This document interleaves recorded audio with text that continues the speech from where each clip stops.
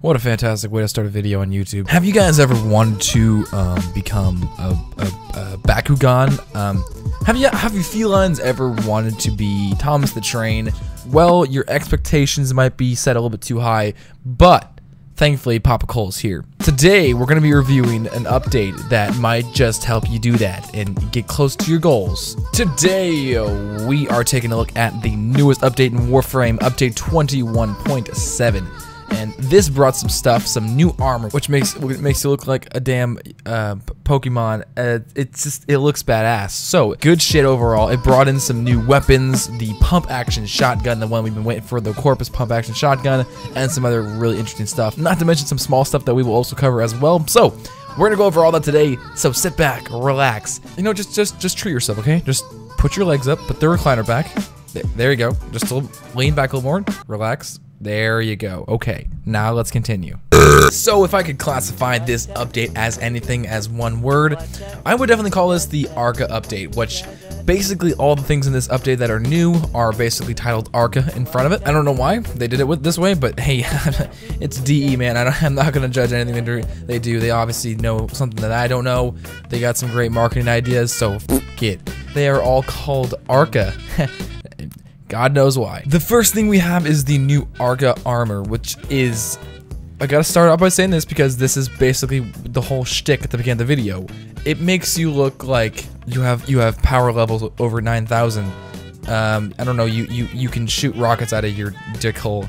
Things like that. Like, this armor set looks absolutely amazing. And there's been a lot of shit talked about it. And honestly, I can say with a full heart that I couldn't give two fucks about what you think. I think the armor set looks great. I think that it really does go well with a lot of different frames and makes them look more broad. The ones that don't really look broad, like Mag or Volt. So, you know what? To all the haters hating on this Bakugan Roblox armor set, you can just suck a fat one. How about that? If you would like the brand new armor set, you can get the Arca armor collection for 100 platinum in the market. So first off, let's talk about the Corpus pump action shotgun. So this is the Arca Plasmor. The Plasmor stats overall are pretty decent at base. It has a 22% critical chance. It has a 28% status chance. It's a semi-automatic firing gun, and of course, the closer you are to the target, you'll deal more damage. So make sure you guys remember that. The further you are away, the damage will start to fall off. So make sure you guys remember that. Magazine is at 6, and honestly, overall, it looks great. I like the pump action side of it. Like, you can actually see the Warframe pumping the shotgun, which looks pretty damn nice.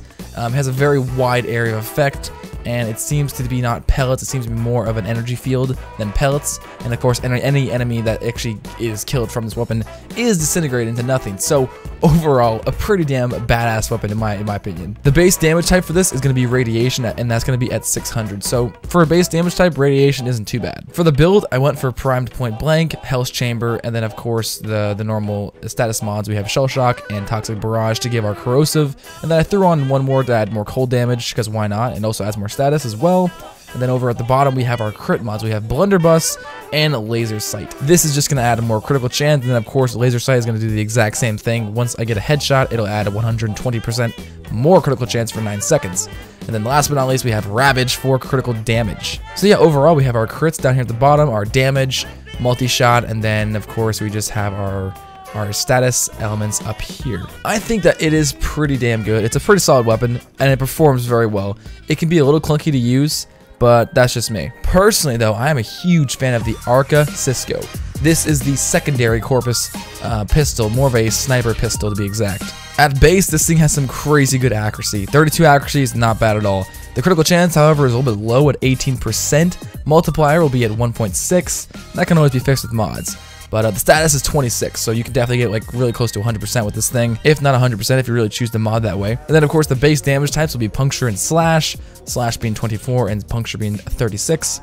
Semi-automatic, of course, and the reload is really short at 2 seconds. Two cool things about this weapon is that it has a massive magazine size at 36. And also, it has a special passive ability, whatever you want to call it, on the weapon. The more damage you deal with this thing, the better it will become. When you're scoping in, you can actually see there is a multiplier there, of course, like there always is with like any sniper.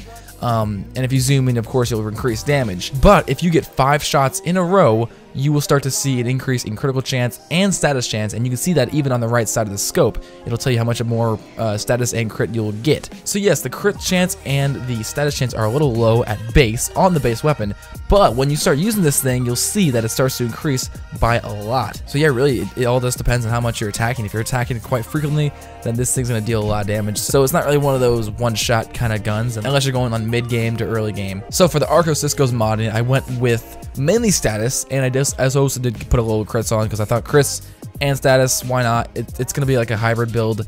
It works for both, and it works very well. So we have Hornet Strike, Lethal Torrent, and then of course Pistol Gambit and Barrel Diffusion. To finish off the crits, we have Target Cracker, so we have the 2 main crit mods here, and then we have our 3 damage mods here. So the very last ones are the top 3, which is going to be basically status chance and the elements. So we're going to go with the corrosive here, and then the last one over here will be cold damage. So overall, we have a 97% status chance, which is oh so good. We have a 48 critical chance with a 2.6 multiplier and a 645 corrosive damage with 332 cold. So the stats on this thing are pretty damn up to par, in my opinion. Only needed to put 1 form on this thing. Same with all the other. Actually, I think I only put 1 form on all these weapons. So these things are pretty damn good out the market. And last but not least, we have the Arca Titron, which is going to be the new melee. The Titron is going to be another one of those hybrid weapons where it has great status and great criticals. So if you really want to, you can mod for both, and personally, I did. Cool thing about this weapon is it actually has another small little ability, a little passive that it can actually do. So if you've already been using this weapon, you've already could tell when you get a kill with this weapon, it will put a counter at the top right of the screen, and you can actually stack these counters up, which is pretty cool. And you can use them whenever you want to. They will distinguish over time though, so you have to use them before they're gone. And by doing a slam attack on the ground, you can actually use these counters and make a nice area of effect, electricity, a buttload of crit damage.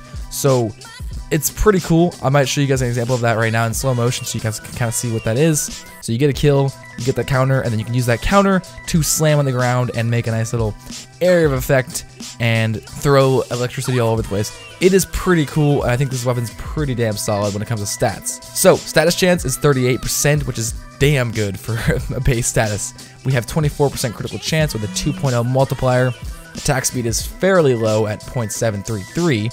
And yeah, impact and slash are going to be the main damage types. Impact being 117 and slash being 63. Now, I know a lot of people don't like hammers because they're really clunky to use.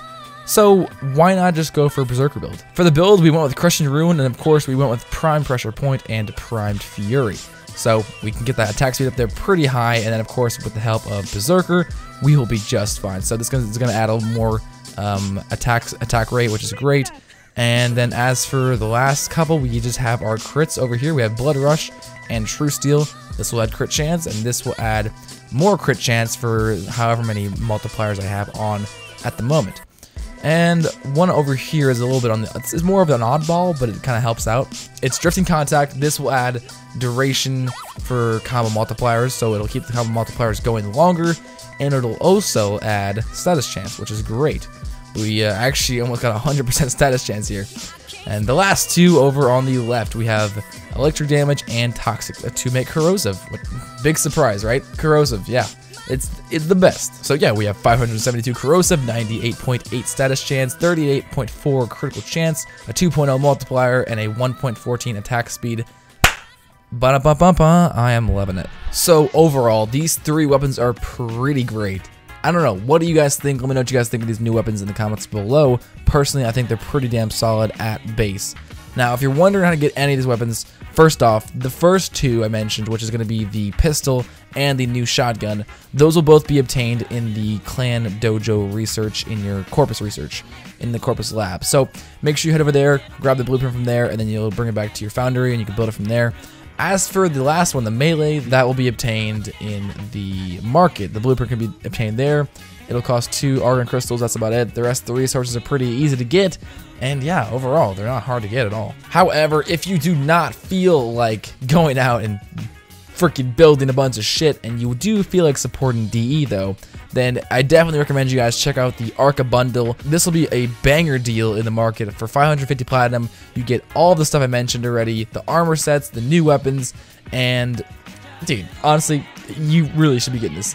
the armor sets look amazing with the weapons, so you can't really have one or the other. You have to have both. So I recommend you guys get this. 550 platinum, you get all of these things in the update. The last thing really to mention is a small little addition. They've actually added the Baro Ki'teer alert now in your alert section. So whenever the Void Trader is back, his beautiful Baro face will show up right there next to Clem and Maru.